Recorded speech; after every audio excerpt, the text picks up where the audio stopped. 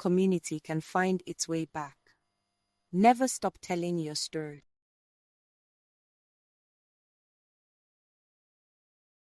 Long ago, in a land where the sun burned the earth and the soil cracked like broken pots, there was a village called Iof. The land was dry. The riverbeds were empty. The farms were brown. The trees were tired. The sky was silent. They prayed. They waited. They hoped. But the clouds passed without stopping. The elders said, "The wind has turned its face away from us." In this village lived a young girl named Zora.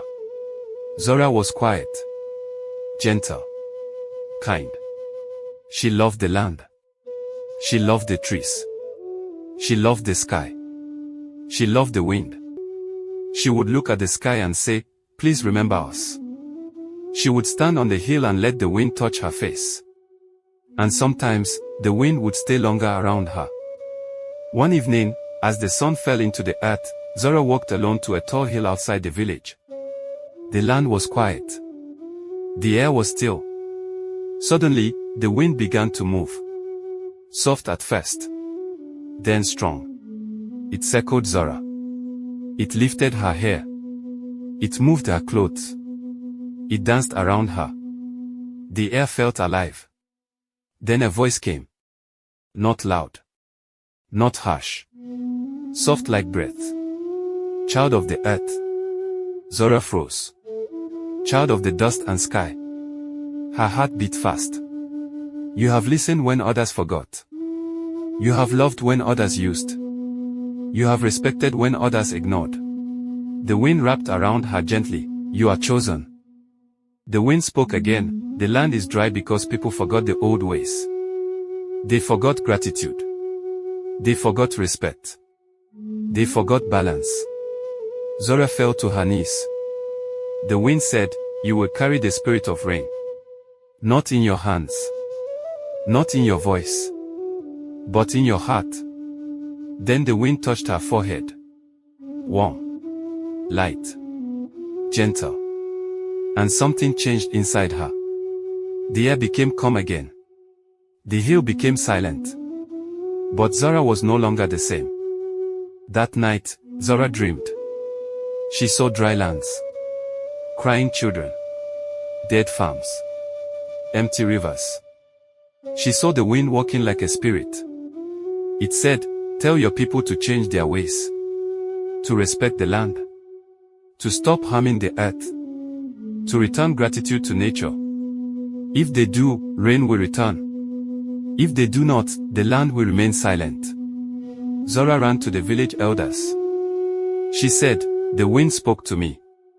People laughed. But the elders listened. One old woman said, "When the wind chooses a child, it is not for play. It is for purpose." Zora told them everything. About the voice. About the blessing. About the warning. The elders were quiet. The elders called the village. They said, "We must change." So the people changed. They cleaned the land. They stopped burning forests. They stopped polluting rivers. They planted trees. They shared water. They thanked the earth. They taught children respect. They prayed with gratitude, not fear. Zora stood in the center of the village. The wind stayed around her. One evening, the sky changed. Clouds gathered. The wind moved. The air cooled. Thunder rolled softly. Then, a drop. Then another. Then another. Rain fell. Not heavy. Not violent. Gentle. Kind. Healing. The people cried. They danced. They sang. They knelt. The land drank. The earth smiled. The farms turned green. The rivers filled. Life returned. Zora was no longer called a small girl. She was called the girl chosen by the wind. The breath of the sky. The carrier of rain. The child of balance. And the elders teach this lesson: rain does not come only from clouds. It comes from respect. Nature does not answer noise. It answers harmony. The earth does not need rulers. It needs guardians. Because when humans forget the earth forgets humans. But when humans remember respect, the sky remembers rain. And the people still say today, when the wind chooses you, it is not to lift you above others, but to lift the land with you. Thanks for watching, like, share and subscribe.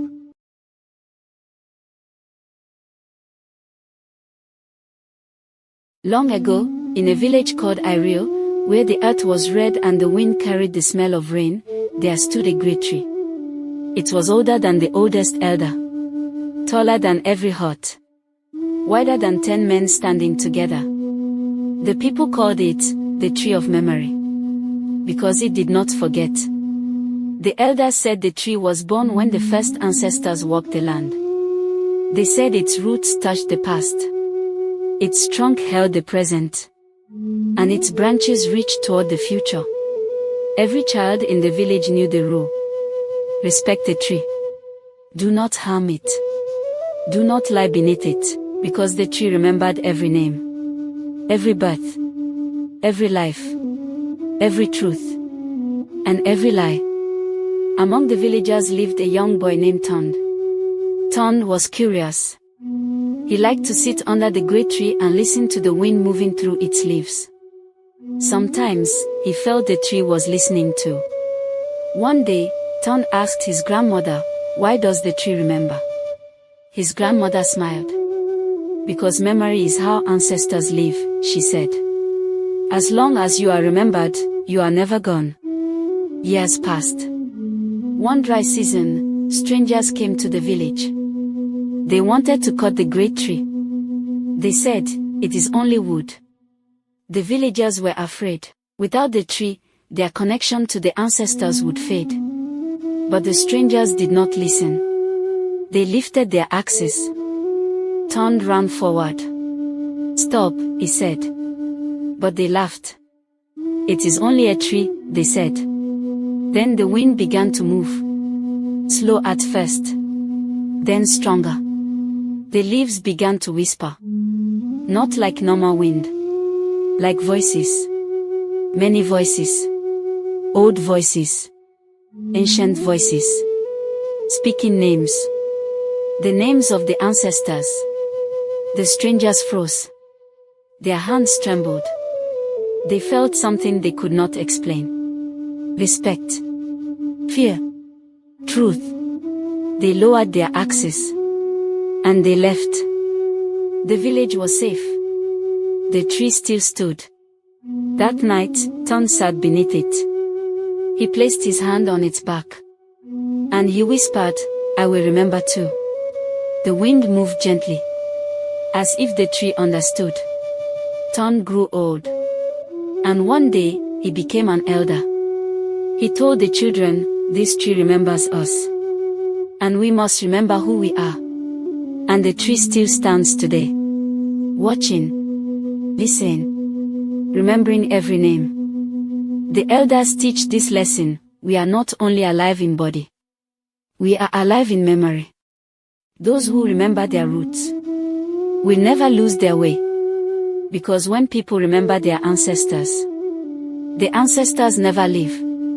Thanks for watching. Like, share and subscribe.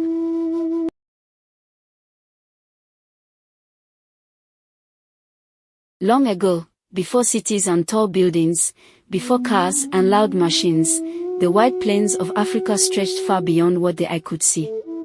The sun rose bright and golden every morning. At night, the sky was filled with stars. Tall grass danced in the wind. Elephants walked slowly across the land. Zebras and antelopes moved in groups.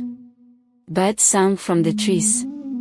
The people who lived near the savannah believed something very important: the land was alive.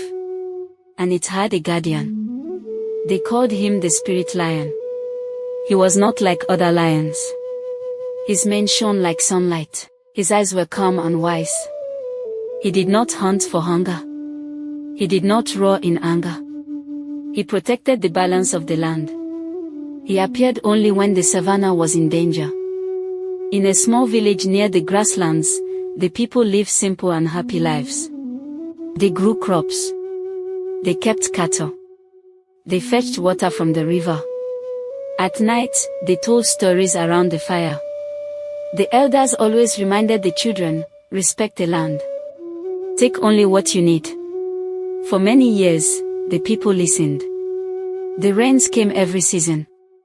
The river flowed strong. The animals were plenty. But as time passed, some people forgot the old lessons. Hunters began killing more animals than they needed. Some cut down young trees without planting new ones. Others wasted water during the rainy season. They thought the land would always give. They forgot that the land also needs care. One year, the rainy season did not come. The clouds gathered, but gave no rain. Days became weeks. Weeks became months. The river slowly dried until only cracked mud remained. Crops failed in the fields. The cattle grew thin. The children cried from hunger. Even the birds stopped singing. Fear filled the village. Why is this happening? The people asked. Some blamed each other. Some blamed the sky. Some lost hope. But the oldest elder said quietly, the land is speaking. In that village lived a young girl named Amina. She was not strong like the warriors or wise like the elders. But she listened carefully.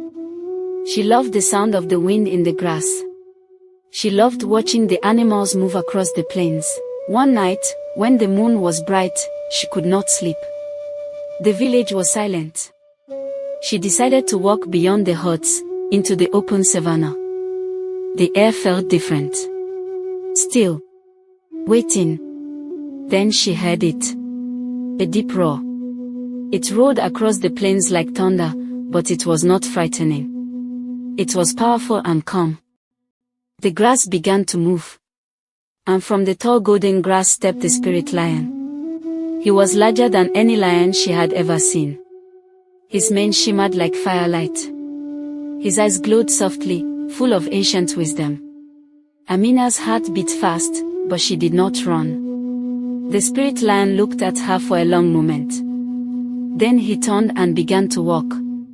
Without knowing why, Amina followed him. He led her to the dry river. The place that once held cool water was now cracked and empty. The spirit lion stepped into the riverbed. He lifted his paw and placed it firmly on the ground. The earth trembled slightly. But no water appeared.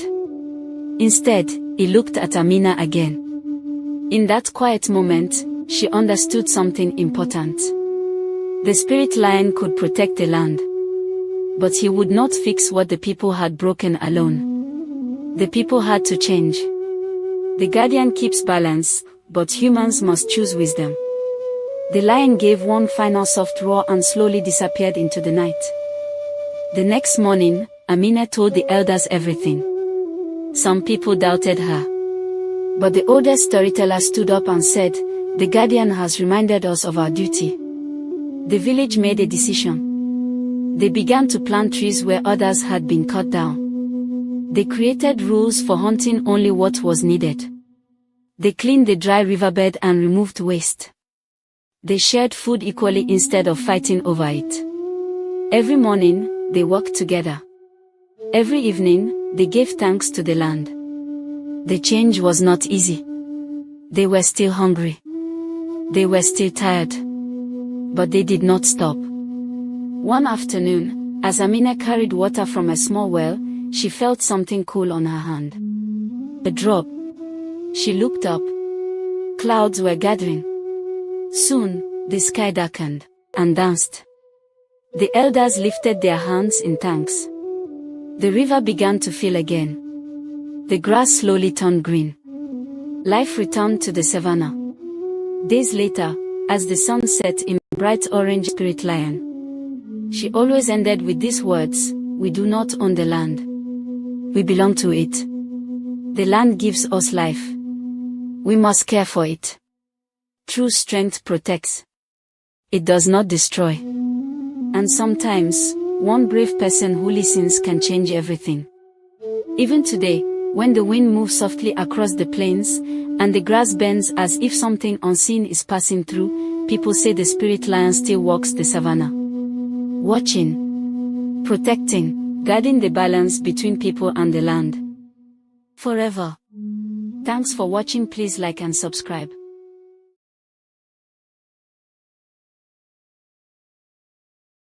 Long before the world became loud with hurry and noise, there was a time when people listened to the wind, to the earth, and to the rivers.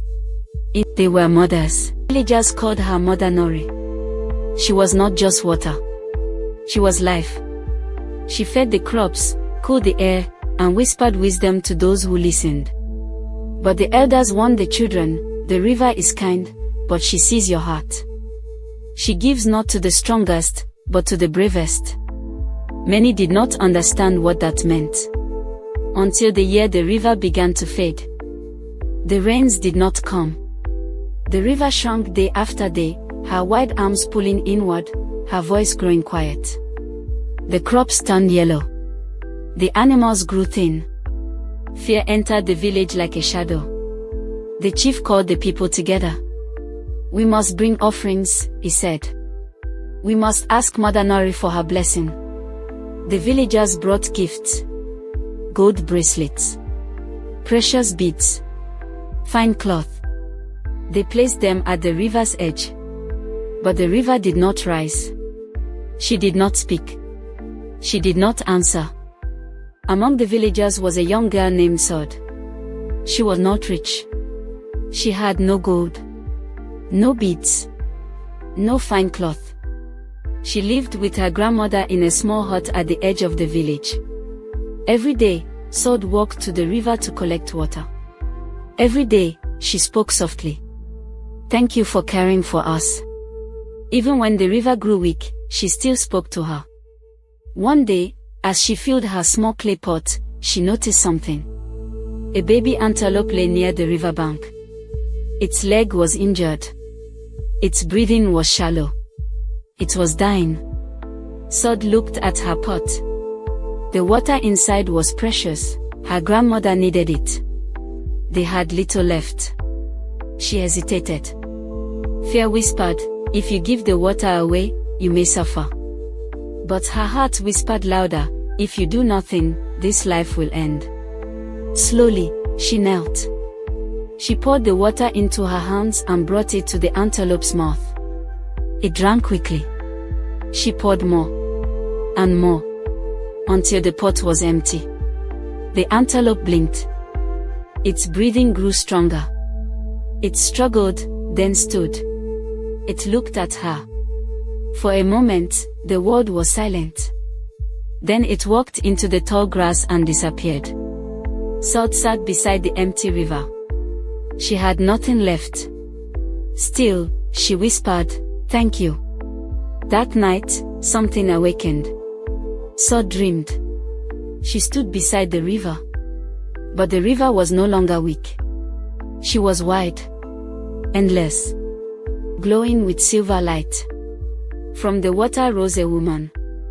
Her skin shimmered like moonlight. Her voice was gentle and deep. I am Mother Nori. Sod fell to her knees. I am sorry, Sod said. I had no gift to give you. Mother Nori smiled. You gave me the greatest gift. Sod looked up, confused. I gave nothing. Mother Nori stepped closer. You gave life when you had little. You chose kindness over fear. You chose courage over safety. The water glowed brighter. Many brought treasure, Mother Nori said. But treasure does not move the heart. She placed her hand on Sod's forehead. Your kindness has restored the balance. Tomorrow, my blessing will return. Sod woke at dawn. She ran to the river. The villagers were already there. They gasped. The river had risen. Higher than before. Stronger than before, clear and endless. The people cheered. The river has returned. The blessing has come. The chief fell to his knees in gratitude. But Sod said nothing. She simply smiled. She understood. The river had not returned because of gold, or beads, or power. It had returned because of kindness, because of courage, because one small act of compassion had touched the heart of something greater. Years passed. Sod grew older.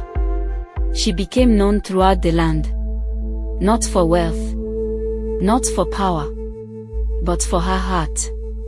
And the elders taught the children, the river mother watches us all. She sees not what we have, but who we are. And those who give kindness, even when afraid, will always receive her blessing. Kindness is the greatest offering anyone can give. True courage is not shown when life is easy, but when we choose to help others even when we are afraid or have little. Blessings do not come from wealth, power, or recognition, they come from the goodness of the heart. When wicked with compassion and courage, we do more than help others, we restore hope, balance, and life itself. Thanks for watching. Please like, share, and subscribe.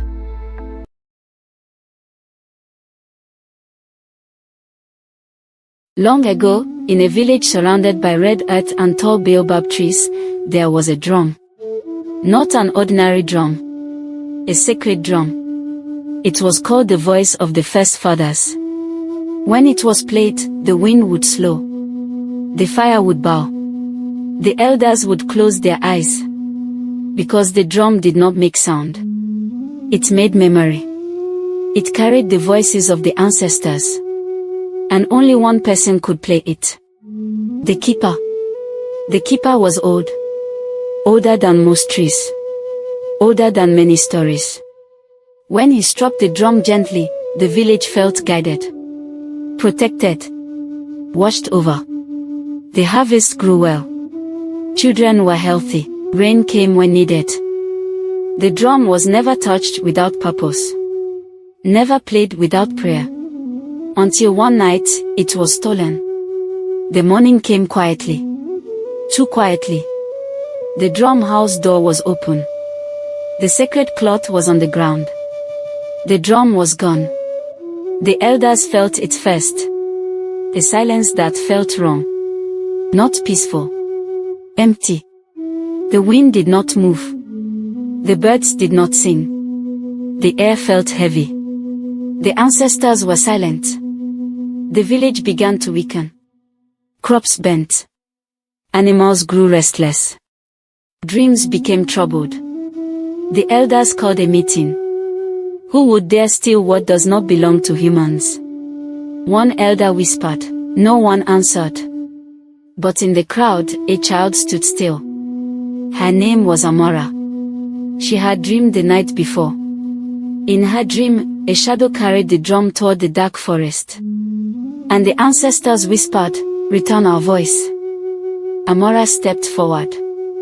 "I know where it is." The villagers laughed. "You are only a child." But the oldest elder looked at her carefully. "What did you see?" Amora spoke of the dream. Of the forest. Of the silence. Of the whisper. The elder nodded slowly. When the ancestors speak to a child, it is because adults have stopped listening. Amora was given a small blessing. Not a weapon. Not armor. Just a... She walked toward the forest. The light dimmer was alive. He found it inside a cave. He struck the drum loudly. But nothing ancestor voice. Only hollow noise. "You cannot force memory," Amora said softly. The man turned the drum again. This time, not, but deep. Alive. Shidpa, weak but smiling, lifted his hand. "Play it." Amora hesitated. "I am not the keeper." The old man closed his eyes. "You are now." She struck the drum gently. Once. The sound rolled across the land. It was not loud. It was ancient. The ancestors answered. The wind danced. The fire bowed. The people wept. The silence was broken. Not by noise, but by remembrance. From that day forward, the drum was no longer guarded by age alone. It was guarded by wisdom. And the elders teach this lesson: sacred things cannot be stolen, only forgotten. And when the young remember what the old have lost, the ancestors return.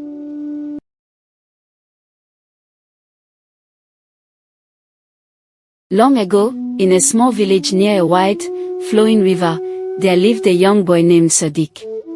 The river was the heart of the village. It gave water to the farms. It fed the fishers. It cooled the land.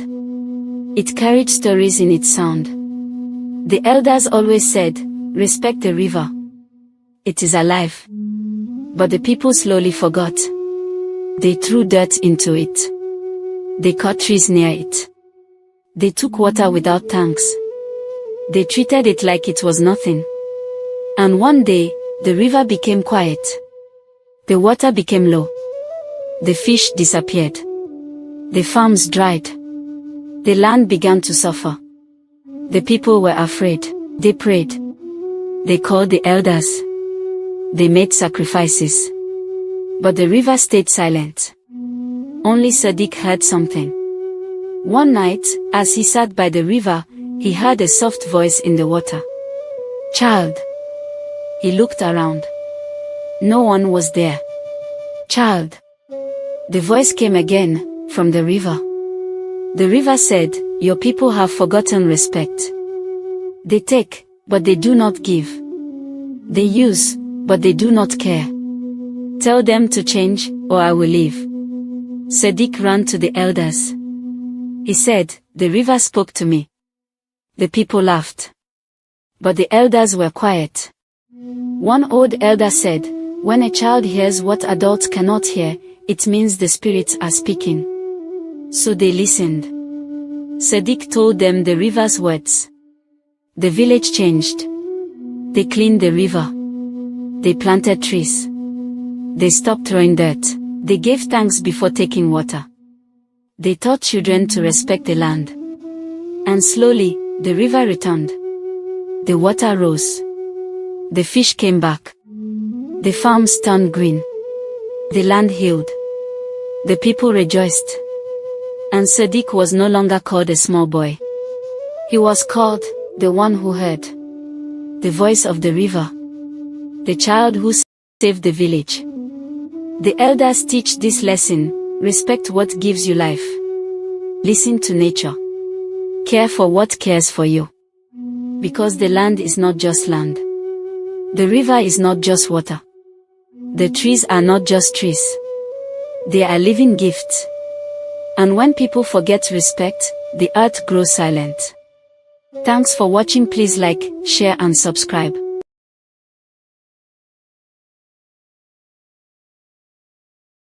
Long ago, in a quiet village between two hills and a winding river, there was a stone unlike any other. It rested beneath an ancient baobab tree at the center of the village. It was smooth, dark, and no larger than a man's head. At first glance, it looked ordinary. Children played around it. Goats brushed past it. Life moved on. But the elders knew the truth. The stone could speak. Not to everyone. Only to the pure. No one knew who had placed it there. Some said it fell from the sky. Others said it was older than the village itself. But all agreed on one thing: the stone revealed truth. If a person with a pure heart touched it, the stone would speak and guide them. But if a person filled with lies, greed, or hatred touched it, the stone would remain silent.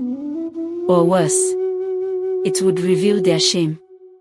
For many years, no one dared touch it. Until one day, a man named Keto stepped forward. Keto was strong and wealthy. He owned more land than anyone in the village. He dressed in fine cloth and spoke loudly so others would hear his importance. "I am the most worthy," Keto declared. "I have built houses. I have fed people. Surely the stone will speak to me." The villagers watched in silence as Keto approached the baobab tree. He smiled confidently and placed his hand on the stone. Nothing happened. The silence grew heavy. Then suddenly, a whisper echoed, not from the stone, but from the wind. He takes more than he gives. Keto's smile disappeared. The villagers began to murmur. They remembered the land he had taken from widows, the workers he had underpaid, the kindness he had only shown when others were watching. Keto quickly pulled his hand away and walked off without a word. The stone was silent again. Days passed. Then the village chief came forward. He was wise and respected. Surely, everyone thought, the stone would speak to him. He approached with calm dignity and touched the stone. Silence. Then the whisper came again. He fears losing power more than losing truth. The chief froze. He remembered the times he had ignored injustice to keep peace. The times he had chosen comfort over courage. He bowed his head and stepped away. Now fear spread among the villagers. If even the chief was not pure, who was? Weeks later, during the dry season, a young girl named Ao walked to the baobab tree. Ao was small and quiet. She owned nothing. Her clothes were simple. She was known for helping her mother fetch water and helping elders carry firewood. No one noticed her at first. She stood before the stone and looked at it, not with pride, but with curiosity.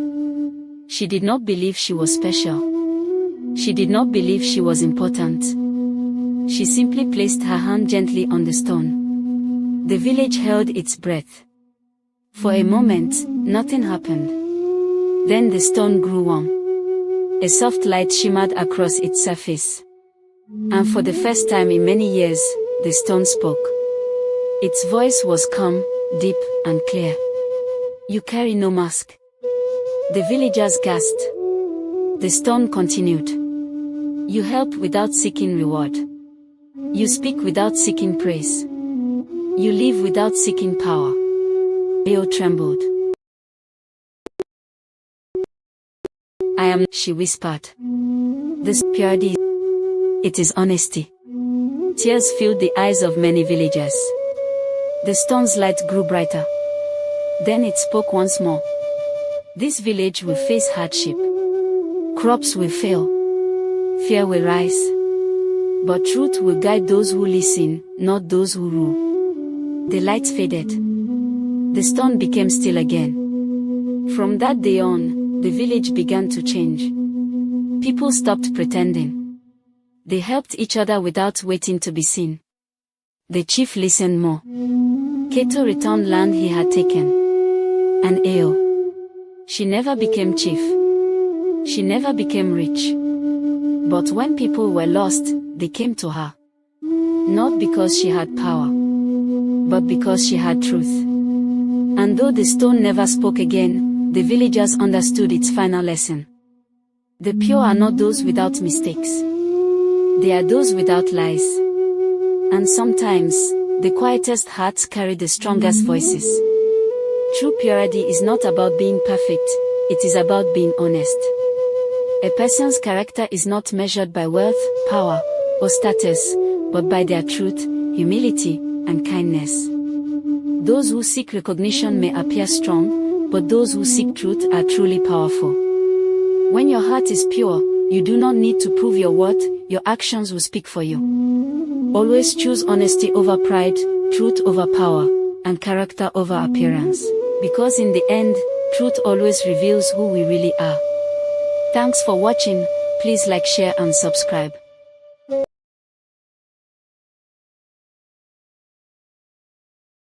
A story about destiny, truth, and the courage to listen. Long before messages traveled through wires and screens, the people spoke through drums. The drums were not just instruments. They were voices. They carried warnings across forests, joy across rivers, and wisdom across generations. Among all drums, there was one the elders feared and respected the most. It was called the talking drum. For it did not only repeat what was played. It spoke truth. And truth, the elders said, was the most powerful sound of all. This is the story of the boy the drum chose to call its son, In the village of Iamf, drums were sacred. Every child grew up learning their rhythm. Every celebration, every warning, every prayer lived within the drum. The greatest drummer in the land was Baba Eo. His hands could make the drum laugh. They could make it cry. They could make it speak. But when his son was born, something was wrong. The child did not cry. He did not make a sound. He only looked around with calm, deep eyes. The villagers whispered, "A child without a voice cannot carry rhythm. A drummer's son must speak." But Baba Eo only held his son close. "He is not silent," Baba Eo said. "He is listening." He named the boy Obi. Of the village to the talking drum. No one played it silent forever. He did not play it. He simply sat beside it and listened. Hours would pass. The sun would rise and fall. Still, Obi listened. The villagers shook their heads. "He is strange. He is useless. He will never be a drummer." But Baba Eo never stopped watching. And never stopped believing. One night, when Obi was 10 years old, he woke suddenly. The air was still. The moon was full. And in the silence, he heard it. A heartbeat. Slow. Deep. Alive. He followed the sound. Step by step. Until he stood before the talking drum. The drum paused softly. Like breath. Obi reached out. His fingers trembled. The elders' warnings echoed in his mind. But something deeper called him forward. He touched the drum. Boom.